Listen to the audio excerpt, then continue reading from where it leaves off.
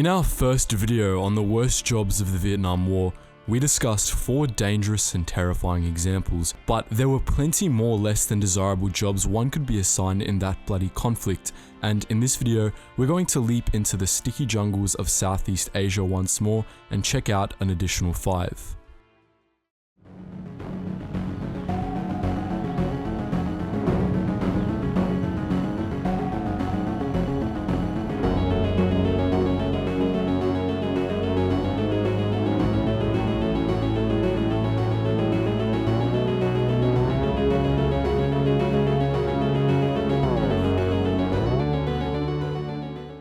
Continuing from where we left off, another dangerous helicopter job of the Vietnam War was that held by door gunners.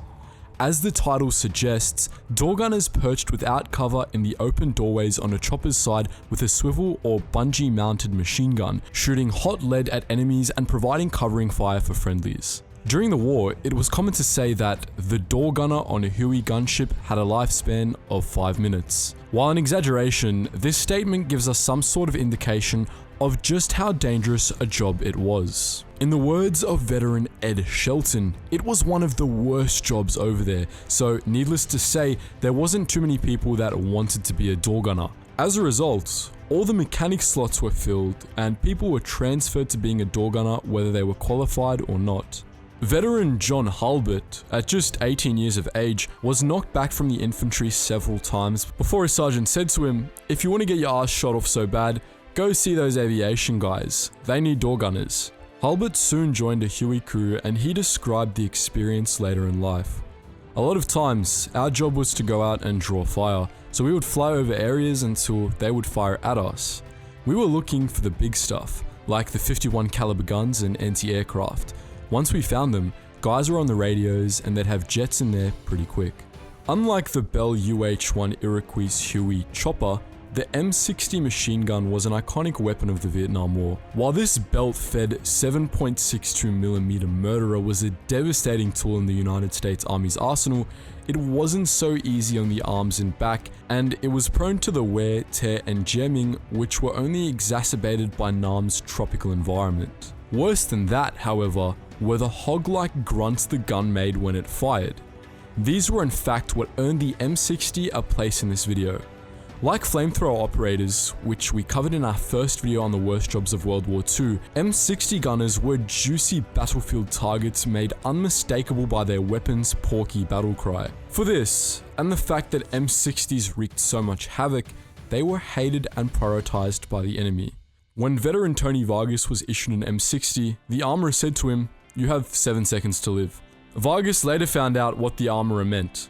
What he was trying to tell me is the average lifespan of the machine gunner was 7 seconds from the moment you pulled the trigger. There were 3 individuals that the Viet Cong would shoot for: the officer, the radio man, and the M60 machine gunner. They would know where the M60 was because of the rounds and the rapid fire. They would spot you right away. So you would shoot and then you would have to move. As Kiwi machine gunner Alan Sherris put it, "Who bloody gave me the bloody M60 to carry?" While door and M60 gunners may have had a time during the war, some unfortunate souls were quite literally in the We're referring here to the burning of human waste, which was undertaken primarily at fire support bases and often, in the words of veteran Chris Walk, by some poor GI who was out of favor with someone in power. Basically, the men assigned to this task would first need to carry a sawn-off 55-gallon drum brimming with excrement away from a makeshift latrine to a place considered safe for burning. They would then pour diesel or gasoline upon it, light a length toilet paper and drop it in, hoping the concoction would catch fire. Most men had diarrhea on most days, and the job was made even more hellish by the elements. Rain slowed the burn, and wind sent the fecal smoke back into their faces.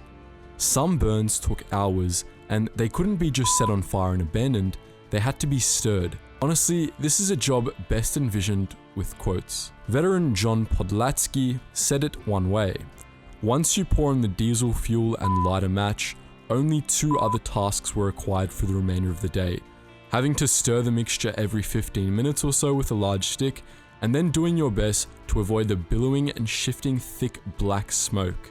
Hands down, burning left a permanent brown stain on my memory. Veteran David A. Wilson was a little less vulgar with his words. It wasn't easy to get the mess to ignite. The hard part was getting the piss burn off the top of the shit. We soldiers were supposed to shit and piss separately, but boys will be boys. The barrels were always filled to their very brims. Slosh, slosh, slosh. The piss kept slopping over the edges and splashing our leather and canvas jungle boots. We stirred and kept pouring gasoline in to keep our obscene stew cooking. After a few hours, only a few crisp giblets of shit remained stuck in the bottom of the barrel. We chipped them loose with our pipes, flipped the honey bucket over, and banged on the bottom, hearing the shit shards rattle loose onto the brick-like soil. A job well done. While not quite as disgusting as burning crap, filling sandbags was a mind-numbing, back-breaking job only exacerbated by the climate and rock and soil types of Southeast Asia, specifically the clayey red topsoil called laterite. Once again, veteran David A. Wilson chimes in. There were huge bales of burlap bags which we had to break loose and fill with short-handled entrenching tools. A few hours of this work and I was lightheaded, hating Vietnam. Once filled, the bags weighed 60 to 70 pounds. When the laterite was dry, it was like chipping concrete. When wet, it was like shoveling the heaviest, stickiest clay you ever saw. We filled bags until our spines felt like they were on fire and our arms felt stretched out so our knuckles would drag in the dirt.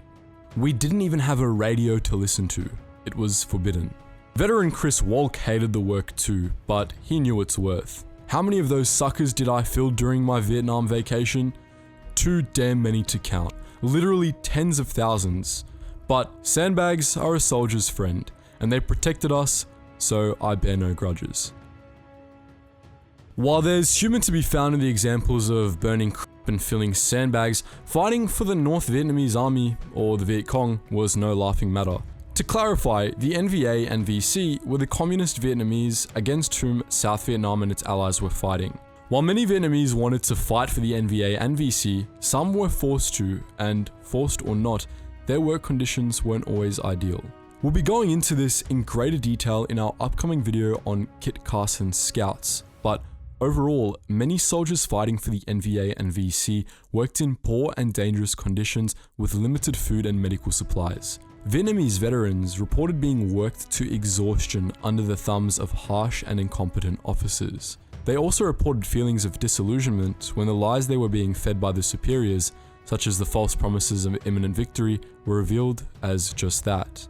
To top this off, they were paid a meager sum, if at all, and the degree to which they were trained and equipped varied greatly. And all this ignores the fact that many were forced into these conditions. Some were literally torn from their homes and threatened with the deaths of their entire family if they tried to fight it. Many of these men weren't able to return to their families for years, and others never returned, killed by their own officers or by the terrible weapons of South Vietnam's Western allies. The choppers, the napalm, the Agent Orange. Nguyen Dao was forcibly recruited for the VC in November 1965, and he made the following report. Many died of hunger and exhaustion. I saw 6 soldiers die from disease, wounds, or the heavy work.